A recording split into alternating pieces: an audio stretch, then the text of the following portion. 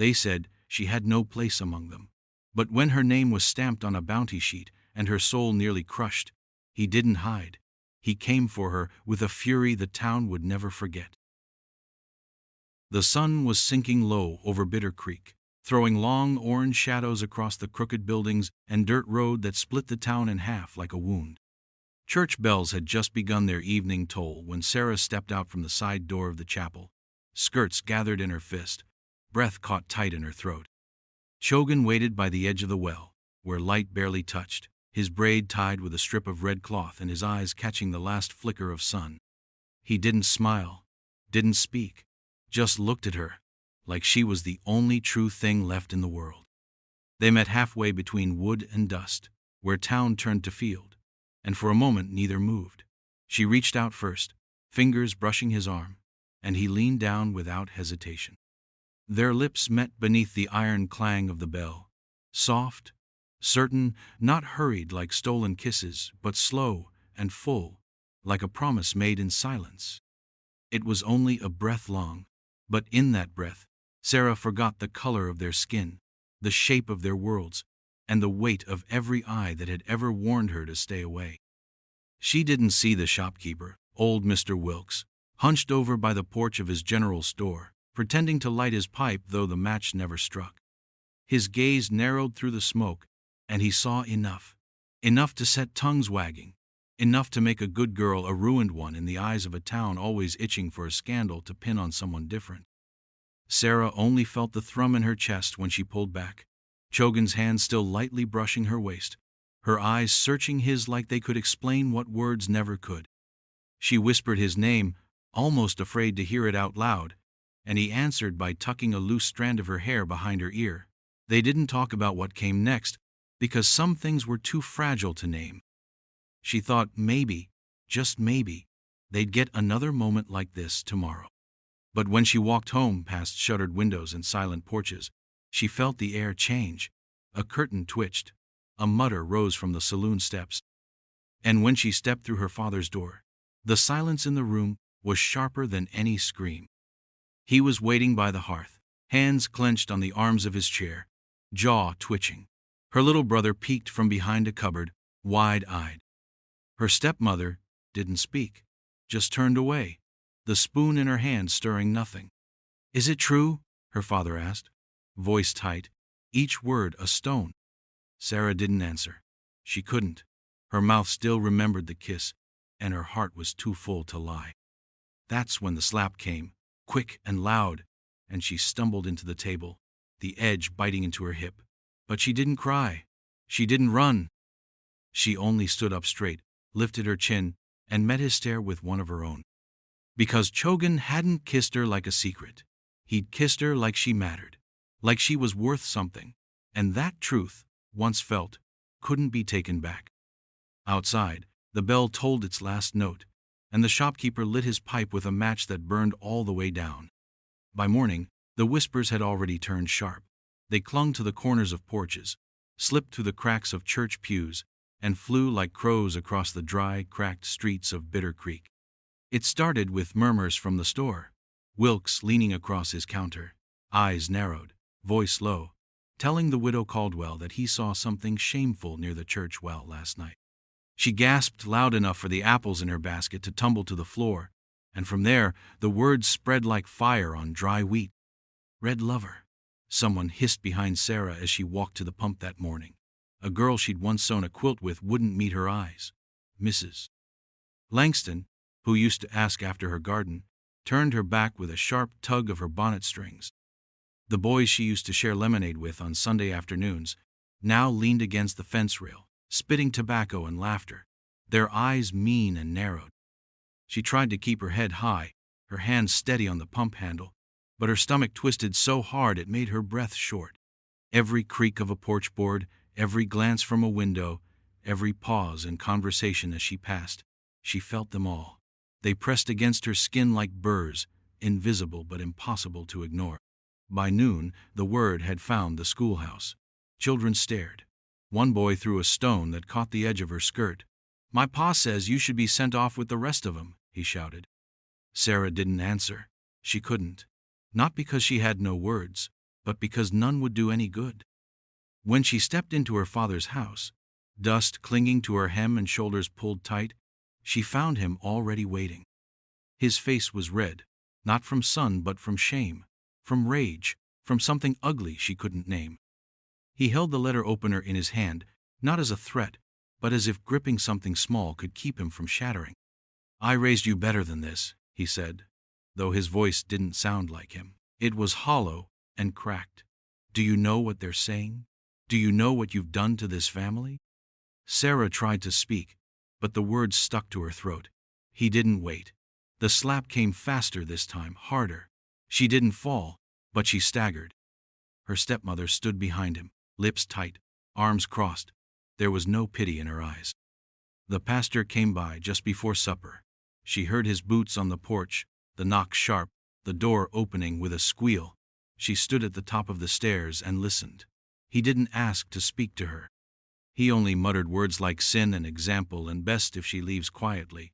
Her father didn't argue. Sarah packed a bag before the sun dipped below the hills. Just a few clothes, the book her mother gave her before she passed, and the ribbon she wore the first time Chogan touched her hand. No one stopped her. No one helped her. Her brother watched from the stairs, chewing his thumbnail and saying nothing. As she stepped out into the fading light, the door shut behind her with a thud that sounded too final. The town watched her go, but no one said goodbye. And though her heart ached and her hands trembled, she walked anyway, her boots heavy on the dust, her eyes searching the tree line. Because somewhere out there, past the edge of Bitter Creek and beyond the reach of hate, she hoped there was a place where love didn't have to hide. The riverbank lay quiet beneath a sky streaked with fading gold, the water moving slow and dark, like it carried secrets too old to name. Sarah followed the bend through cattails and broken branches, her boots soaked from the shallows, her bag clutched tight to her chest. Each step away from town felt heavier, like the land itself was testing her, asking if she really meant to leave everything behind. Then she saw him. Chogan stood in the shadows beside a tall pine, his horse tethered nearby, saddle already packed. He didn't call out, didn't rush to her, just waited, as steady as the ground beneath her feet. His eyes caught the last light of day and held it, calm and sure. She stumbled the last few paces, her throat tight, heart thudding like hoofbeats, and when she reached him, she didn't speak either. Words didn't matter now, not when everything real had already been said in silence. He looked at her, his gaze lingering a moment on the bruise rising faint on her cheek, then at the bag in her hands. With one smooth motion, he took it, tied it to his saddle, and helped her mount. His touch was gentle but firm, like he knew she might shake but wouldn't fall if he held her just right. She swung her leg over and settled behind him, her hands finding the place just above his waist, where she could hold on without asking too much. He didn't turn around, didn't ask if she was ready. He just rode. The hooves hit earth soft at first, the trail winding through low brush and tangled trees. The wind caught her hair, tugging it loose from the ribbon, and she pressed her cheek to his back, breathing in the scent of pine and smoke and something that already felt like safety. Then, in the distance, the glow of torches began to rise. She saw them over her shoulder, points of fire, bobbing through the dark, flickering with purpose, with anger. The sounds followed soon after. Yells, footsteps, one voice she knew too well. Her father, shouting her name like it belonged to him. Chogan didn't speed up right away. He listened, gauged the distance. Only when the calls grew closer did he lean forward, mutter something low and Apache, and nudge the horse faster. They galloped through brush, across shallow water, into trees that grabbed at Sarah's dress and hair, but couldn't hold her back. The river sang beside them, louder now, as if it too understood the urgency. A shot rang out. It cracked through the air behind them, sharp and hollow. Sarah flinched, fingers tightening around Chogan's shirt. He didn't flinch, he kept riding. The torches faded, the voices lost in wind and trees, but still they didn't stop. Not until the river bent again, and the forest thickened into silence, did Chogan pull the horse to a slow walk. He dismounted, tied the reins, and helped her down without a word. They stood there, both breathless. Shadows stretched long around them.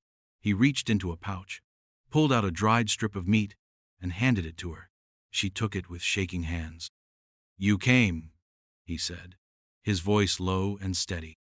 And for the first time that day she smiled. Not big, not proud, but real. Because she had run. Because he had waited. Because they were still free. They rode through land that changed like a slow-burning fire, from pine to rock to red dust and wind. The path narrowed as days stretched, winding through ridges that cut the sky and valleys where the sun sank early and shadows came fast. Sarah kept her hands wrapped around Chogan's waist, her cheek against his back, listening to the rhythm of hoofbeats and the steady breath he never seemed to lose. He didn't speak much, a word here or there to point left, to warn of loose stones, to say when they'd stop for the night, but even in the quiet, she never felt alone. His silence wasn't heavy or cold. It was steady, like a wall that didn't crumble, like a hand that didn't shake. And in time, she started to understand it. A glance over his shoulder meant they'd reach water soon. A tilt of his head told her when to duck low beneath a hanging branch. The way his shoulders tensed just slightly before they crossed an open stretch told her danger could be near, and the way he relaxed after meant it had passed. At night, he built small fires, always tucked into some rock shelter or patch of scrub where the flames couldn't be seen from far off. He never lit more than he needed, never wasted more than a few words. But he made sure she ate, always gave her the thicker blanket, and once when she winced at her sore legs, he took her foot without asking and pressed something cool and herbal against the ache until the sting faded. She didn't thank him. She didn't have to. He just nodded, as if that was enough. Sarah found herself changing too. She watched the land like he did, learned to tell bird calls apart, to spot rabbit tracks in the dust. Her dress grew torn, her hands calloused, her skin sunburned, but she didn't care. Every mile they put between them and Bitter Creek felt like a layer shedding off her, old names and shame falling away like dust in the wind. There were moments when she caught him watching her, not with hunger or doubt, but with a kind of quiet question. Like he was still wondering if she truly meant to stay, if this life she had chosen was more than a flight from pain. Each time, she held his gaze and didn't look away. One evening, as the sun dipped low behind a jagged ridge, painting the canyon in gold and blood, they stopped near a spring-fed pool. Sarah knelt to drink, cupping the cool water in her hands, and when she looked up, she saw him crouched nearby, watching the horizon. Not nervous, just aware. "Do you miss speaking?" she asked softly, not sure why the question came now. Chogan didn't answer at first. He glanced at her, the corners of his mouth lifting ever so slightly. Then he said, "I speak when it matters." And in that simple truth, she heard everything she needed to know. She smiled, shook the water from her fingers, and sat beside him. They didn't speak again that night. They didn't need to. The canyon echoed with wind and crickets, and in the spaces between silence, something unspoken settled between them, trust not yet named, but growing all the same. The fire crackled low beneath the shelter of overhanging stone, sending thin trails of smoke curling into the night. It wasn't much, just a circle of small rocks with twigs and dry grass feeding the flame, but to Sarah, it felt like the first warm thing she'd known in days. The air was cold in the canyon, sharp against her skin, but the heat from the fire crept over her fingers and face like something sacred. Chogan moved with quiet purpose, never rushing. He unrolled a worn blanket and placed it near the fire, not too close, not too far. Then he pulled a strip of jerky from his pouch, broke it in half, and held one piece out to her without a word. She took it with both hands, even though they trembled a little, and whispered, "Thank you." 2 words she hadn't said in a long time. 2 words that caught in her throat, tight and raw, because no one had given her anything without expecting something back. Not in that town, not in that house. He didn't smile, didn't nod, just turned back to tending the fire. She watched him for a long time, her knees pulled close to her chest, the jerky resting in her lap. The shadows danced across his face, catching on the strong line of his jaw, the soft braid that draped across his shoulder. He looked calm, but not distant, focused, but not cold. And in that quiet, in the space between his movements, she felt something loosen inside her, something that had been pulled tight for too long. He didn't ask questions, didn't press her with words or glances. He just sat across from her, letting the silence stretch out easy and wide, like he understood she needed room to breathe, to think, to remember who she was outside the names they'd thrown at her. She ate slowly, chewing the tough meat as the fire warmed her bones. When the food was gone, she wrapped herself in the blanket he'd laid out. It smelled of cedar and smoke, and something that reminded her of wild places untouched by cruelty. Her body ached from the ride, from the fear, from everything she'd held in for too long. But she didn't cry. Not yet. Instead, she lay on her side, facing the fire, watching the flames flicker against the rock. Chogan stayed awake longer than she did, sharpening a blade with slow, steady strokes. She listened to the rasp of stone on steel, and it lulled her more than any lullaby ever had. Just before sleep pulled her under, she whispered again, softer this time, "Thank you." This time he looked up, just for a second. Their eyes met, and he gave the smallest nod, not like a man claiming anything, just acknowledging her, like her words meant something, like she meant something. That moment, gentle, still, honest, felt louder than any vow. It wasn't love yet, not exactly, but it was the first night Sarah felt safe enough to believe that maybe it could be. That maybe kindness didn't always come with a price. That maybe not every man wanted to own or fix her. Some just let her be. And under the stars, with the fire crackling low and the canyon holding its breath, she finally let hers go. The village came into view as the morning light spilled over the rim of the canyon, soft and golden. Smoke curled from small fires, and the quiet hum of life stirred in the brush houses and around the cooking pits. Chogan said nothing as they rode in, only slowed his horse and let the stillness stretch between them like a warning. Sarah sat straighter, brushing dust from her sleeves, though she knew it wouldn't matter. Her heart thudded against her ribs, not from fear of the place, but of what it would see when it looked at her. People emerged slowly, men sharpening tools, women stirring pots, children pausing mid-chore to stare with wide, curious eyes. Some whispered, some didn't bother to whisper. Sarah kept her eyes forward, chin level, though her stomach twisted like it used to when the townsfolk turned cold. Chogan led her to a round shelter with woven walls and a low doorway. A woman stood there, arms folded, her eyes dark and unreadable. She was older than Chogan, with hair streaked in gray and lines that ran deep across her cheeks. His aunt, Sarah knew before he said the word. The woman looked at her like she was a storm gathering at the edge of the prairie. Maybe dangerous, maybe just passing. But after a long silence, she gave a slow nod and moved aside. That night, they slept near the outer edge of the village beneath a lean-to made of branches and hide. It wasn't banishment, but it wasn't welcome either. Not yet. Chogan laid down the blanket without a word, and Sarah curled beneath it, her back to the fire. The ground was uneven, the night colder than the one before, but she didn't complain. He stayed beside her, not touching, not pressing, just present. And that steadiness, again, was something she clung to like a lifeline. The days passed slow. Children would creep near, bold in their curiosity. A girl with missing teeth asked her name and then ran off giggling when Sarah answered. The women were harder.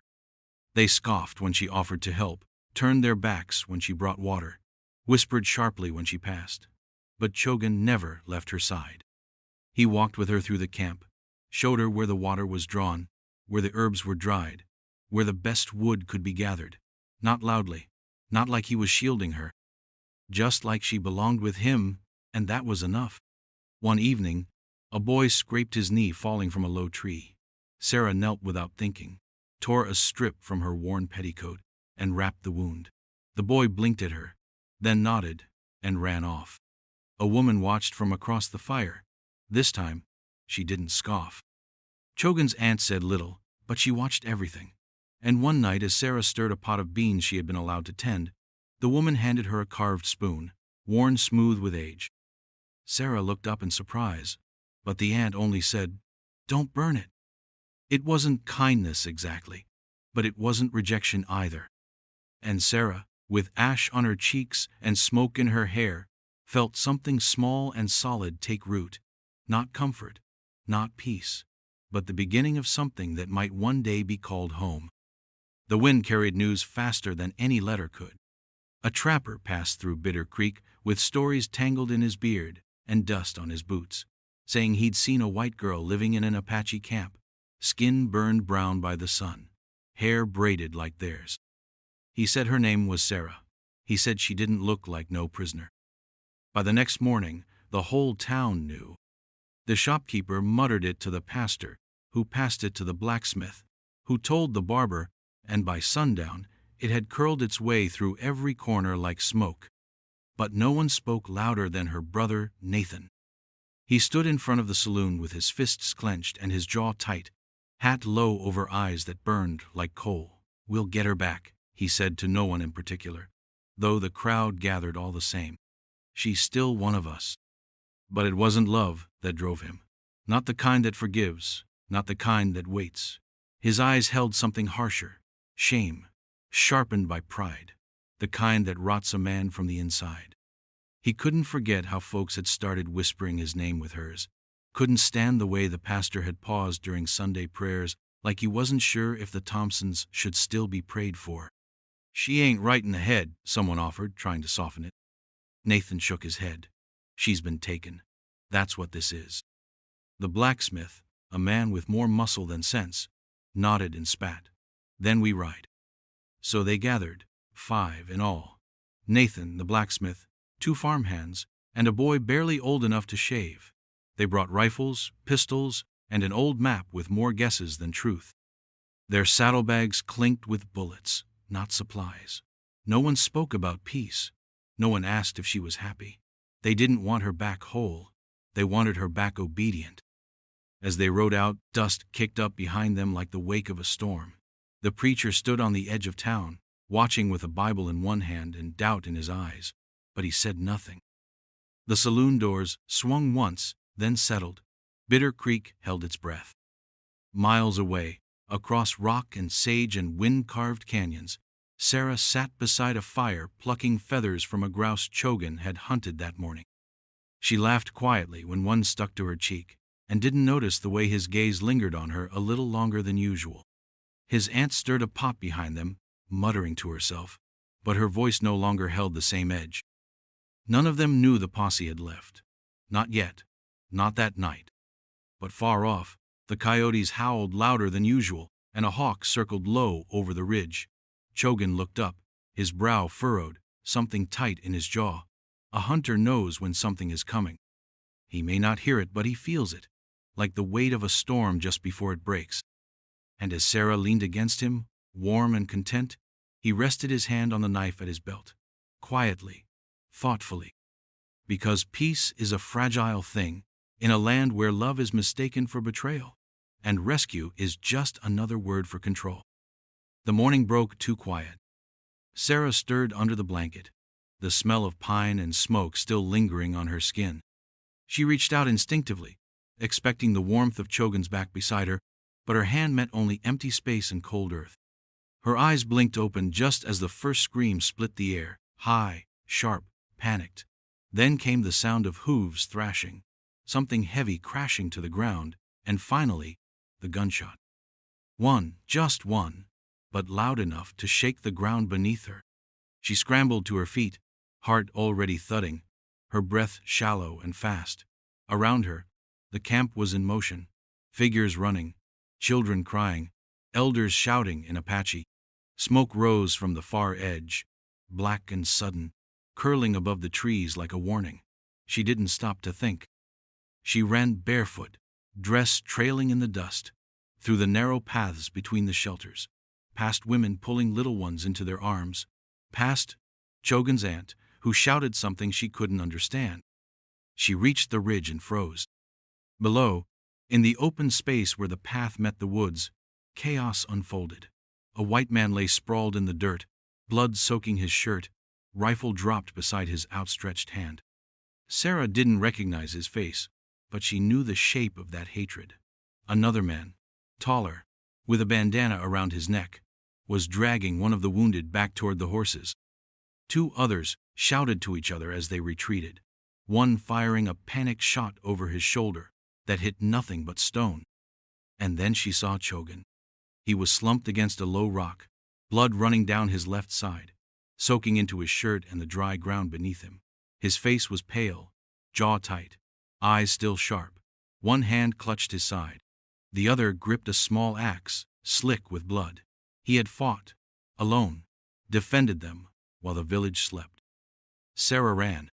She slid down the slope, rocks scraping her knees, not caring who saw or what it meant. When she reached him, she dropped to her knees and touched his face, her fingers trembling. "You're hurt," she whispered, voice cracking, but he just nodded once, his breath shallow but even. Behind her, the remaining attackers mounted their horses.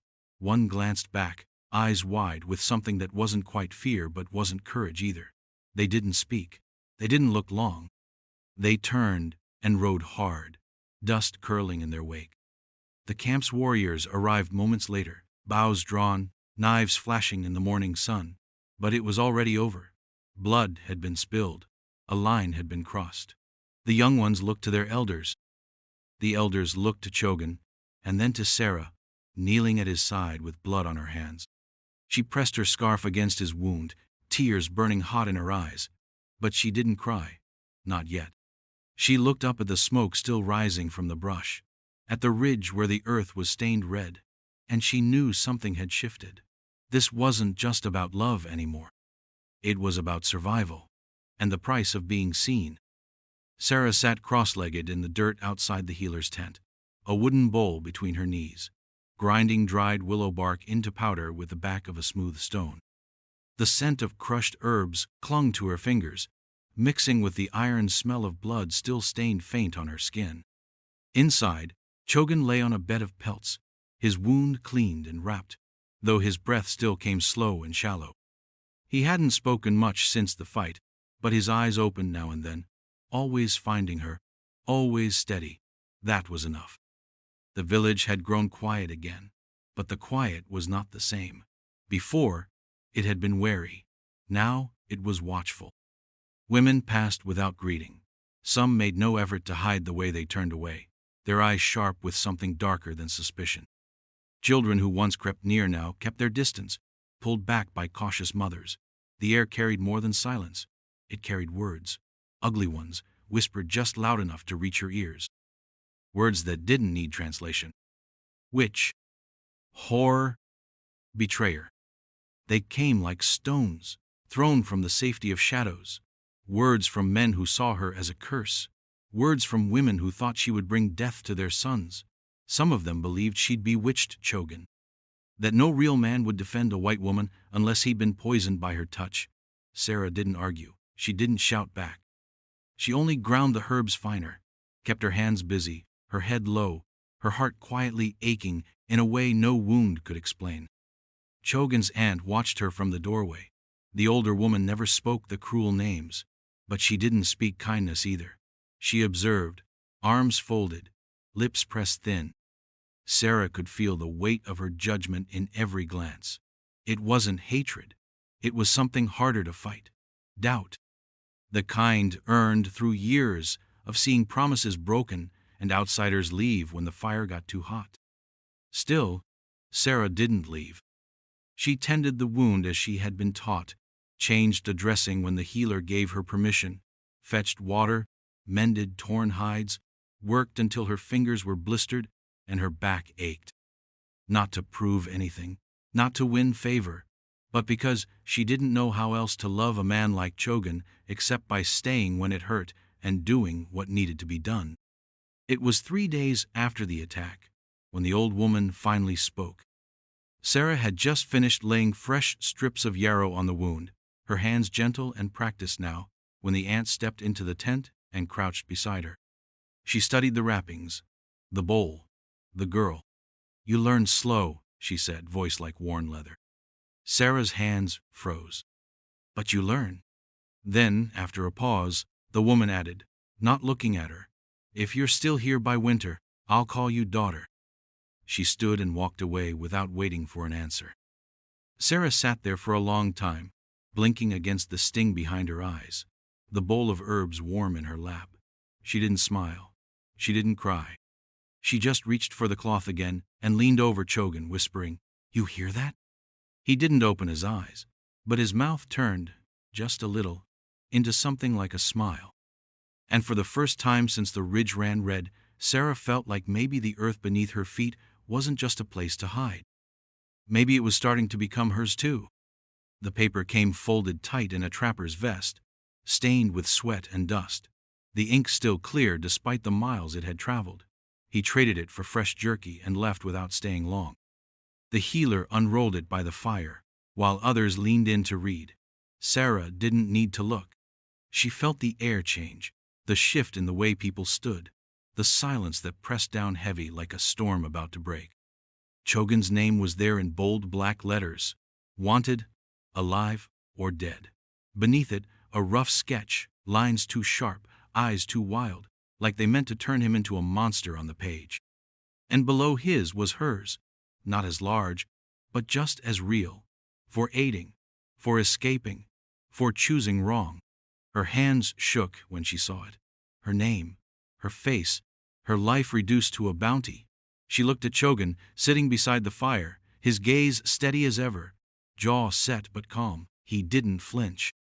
He didn't ask what it meant. He knew. They'll come, she whispered that night as they sat on the ridge, the moon bright and the canyon below black with shadow. They'll come hard this time. He nodded once, brushing a thumb along the back of her hand. Yes.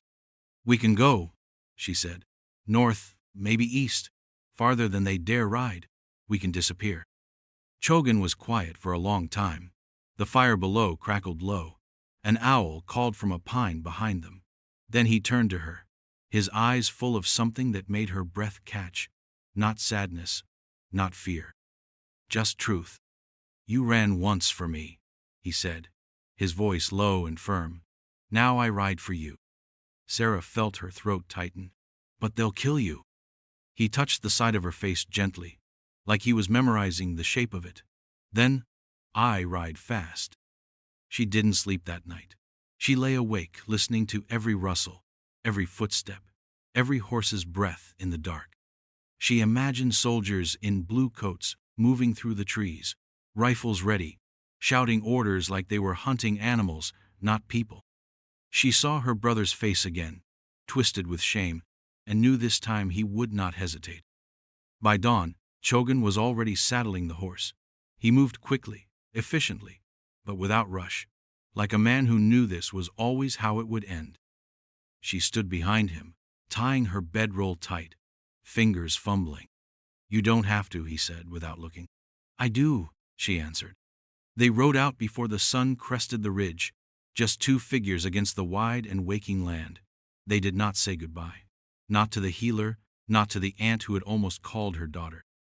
Goodbyes made things too final, and Sarah wasn't ready to call this over. The bounty hunted their names. The law twisted their story. But as they rode side by side into the rising light, Sarah held one truth close to her chest, the kind that didn't need ink or guns to be real. She had chosen him, and he had chosen her back. And sometimes that was all the freedom a person ever needed. The town hadn't changed much since Sarah last walked its streets. Same creaky boardwalks, same broken windows patched with cloth, same faces behind those windows pretending not to watch. But something in the air was different now. The wind carried tension, sharp and waiting, and the sun beat down like it knew blood would soon stain the dust. They had taken her 2 days ago at the riverbank. She'd gone for water, alone, thinking they were far enough west that no patrol would dare reach so deep. But the soldiers came silent, 4 of them, blue coats dull with dirt, voices clipped and cold. They didn't rough her up. They didn't need to. The cuffs did the talking. The silence told her more. Now she sat in the sheriff's office, wrists raw from the iron, her mouth dry, her heart loud in her chest. The sheriff, Marshal Crowley, watched her with a look that wasn't quite hate but sure wasn't mercy either. "Should have stayed where you belonged," he muttered. But Sarah knew where she belonged. And he wasn't it. Outside, a dog barked once. Then came the sound of hooves. Not a whole gang, not a charge, just one rider. Steady, unrushed. The kind of rhythm that made people look up from their cards and peek through curtains. Chogan rode down the center of the street like he owned it. No rifle, no pistol. Just him and his horse and a fire in his eyes that no man could smother. The sun hit his braids, the wind tugged at his coat, and still he didn't stop. Folks stepped back, stunned. Some shouted warnings. One soldier lifted his gun. The first bullet missed. The second grazed the edge of the saddle. Chogan leaned low, his body moving like water around stone. Fast, but fluid. Another gun fired from the roof of the saloon, but it hit only air and smoke. The horse didn't break stride. Neither did he. Sarah saw him through the bars just as the front door burst open. Crowley reached for his pistol, but Chogan was faster. He ducked low, grabbed the sheriff's arm, twisted hard, and sent him crashing into the desk. The keys clattered to the floor. Chogan didn't wait. He smashed the lock with a stone, pulled Sarah to her feet, and together they ran. She didn't ask how he found her. Didn't ask why he came. She just followed. The door blew open behind them, bullets sparking off the post, and then they were outside, on the horse, Sarah swinging up behind him with practiced ease. He spurred hard. The horse reared once, then tore down the street like the devil was behind them. Gunfire followed. A lantern fell. A barrel exploded near the blacksmith's. Smoke and flame bloomed around them. People screamed. Soldiers gave chase. But they were fast. And free. And by the time the dust settled and the fire burned itself out, they were gone. Only hoofprints and the memory of thunder left behind. No one saw which way they went, only that they left together. And not one soul dared stand in their path. They didn't die. They didn't swing from any gallows or vanish into some shallow grave marked by nothing but bootprints and regret. They vanished instead, slipping into the folds of the land like water finding its way through stone. No one saw where they went, only that one day they were gone. Two figures on horseback, riding into the hills, wind in their faces, the sound of gunfire still echoing in the distance but fading fast. The country they rode into was not kind. It wasn't soft with green pastures or clean fences. It was wild and sharp and full of places that didn't welcome strangers. But it was free. Rivers ran cold there, so clear you could see the bones of the earth beneath the water. Pines grew tall enough to scrape the sky. Wolves howled at night, but never too close. And the stars, Lord, the stars, burned bright and endless.